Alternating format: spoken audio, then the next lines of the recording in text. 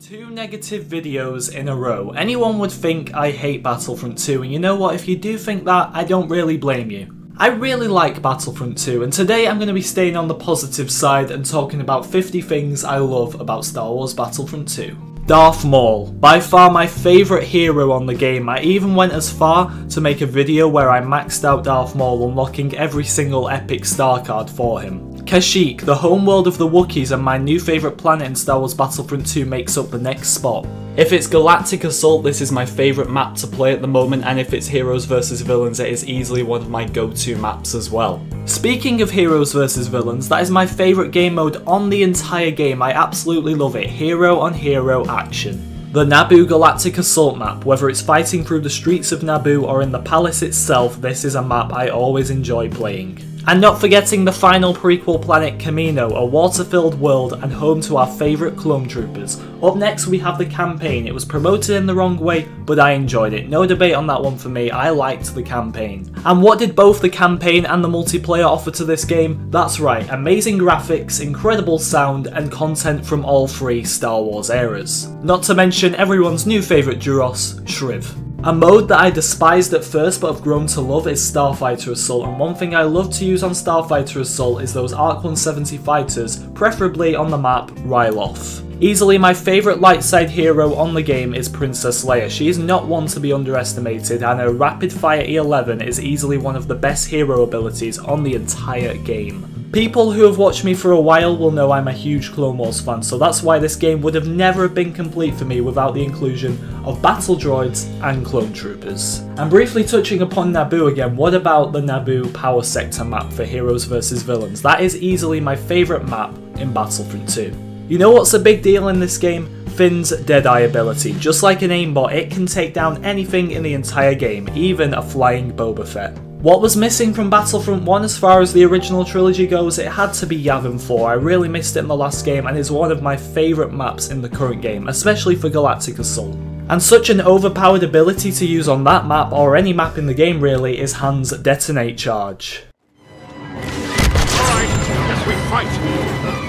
Some other heroes I just love in this game go by the name of Chewbacca, Darth Vader, and Emperor Palpatine, who by the way has some very overpowered lightning at this moment in time.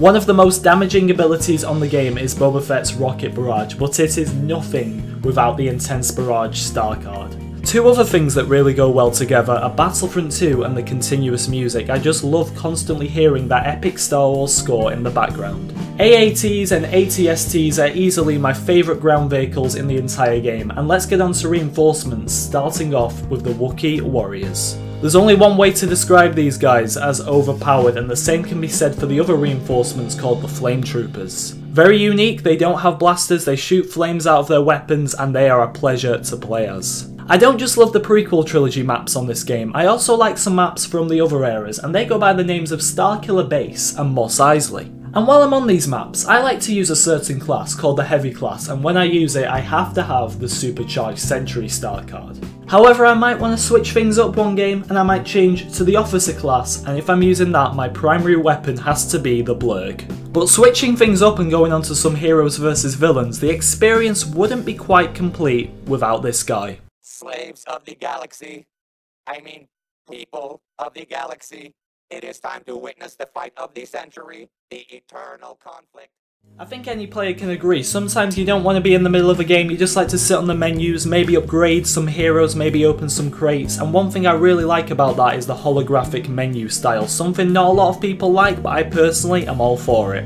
And surprisingly, something I've really started to enjoy lately is the Strike game mode. Very relaxed gameplay and just a bit of infantry on infantry with some reinforcements. It's great to play. And while we're briefly on the topic of reinforcements, let's talk about the battle points system. A much better system than the pickups from the last game. Now any hero, reinforcement, vehicle you want to play as, you have to work for it yourself. And if I save up enough battle points on maybe Galactic Assault for example, one of the villains I just have to give a go is Iden Versio, but that only happens if I've got the alternative method star card equipped. This allows her to fire the secondary fire feature on her TL50 much more frequently depending on the rarity of the star card. Up next, we've got Bossk. I know a few of you are probably thinking at this point, Bossk? I thought you don't like Bossk, you've made a few videos on him to say the least, talking about why you don't want him in the game.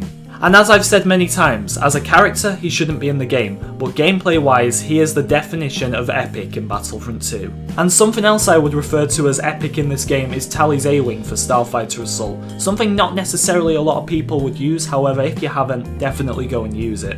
And while you're piloting it, make sure you watch out for Slave 1's seismic charges, they have the best sound in the whole game, so I don't think you're going to miss them. And finishing up on Starfighter Assault, we've got the Scimitar's stealth drive, an ability different to a lot of others in the game, where your vehicle actually goes temporarily invisible, making it harder for enemies to lock onto you or even see you at that. While the daily challenges aren't the best on this game, it doesn't really matter because there is such a wide variety of milestones which could take a player quite a while to complete. It's always something to work towards. And you could be working towards a certain kill streak for example, and then Rey comes along and mind tricks you, you fall off the edge, you become an easy target. It's not an ability you want to come up against, but it's such a fun one to use. And speaking of hero abilities, how good is it that in Heroes vs Villains, instead of just getting stunned every time an ability is used against you, you actually fall to the ground, making it much more realistic. But one of my favourite things in this game is the references to other Star Wars content. For example, the comic book Leia skin, the Clone Wars references on Kamino, there are a lot of them as well, the Star Wars Rebels style jump troopers, and finally, some pretty interesting voice lines to say the least. The scorekeeper has her preferences. Did you know a woman named Ventress? Something that really sets this game apart from the last one is the class system. It works for all infantry, all ground vehicles, all ships, and it really is what we were missing in Battlefront 1. And to conclude this list, we have the weapon mods, something else that wasn't in Battlefront 1, but in this game you can attach them to your weapons once you've completed some milestones to get them. They can make your weapon better, change up your playstyle, they really are a fine addition to the game.